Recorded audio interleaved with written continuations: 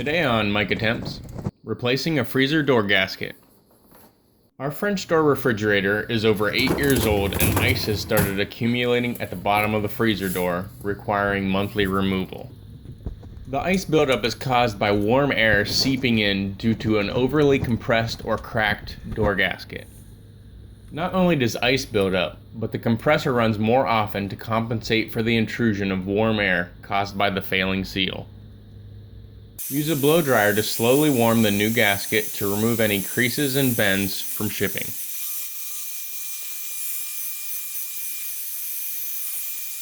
Loosen, but don't remove the 4 screws holding the freezer door on.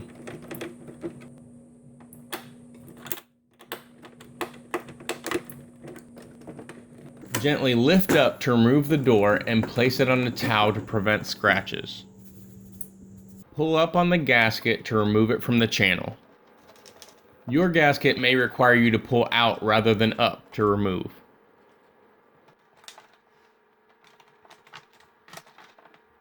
Thoroughly clean and dry the gasket channel.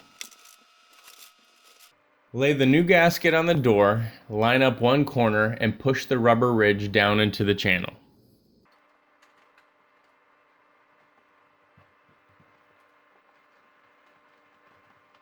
Once the gasket is seated in each corner, work from the corners towards the center of each side, pressing the gasket into the groove.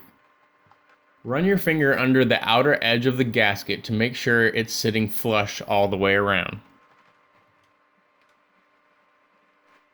Install the door in reverse order and you're done. Check the description below for a link to the gasket I used. Feel free to rate this video, add your comments and questions below, and subscribe for more.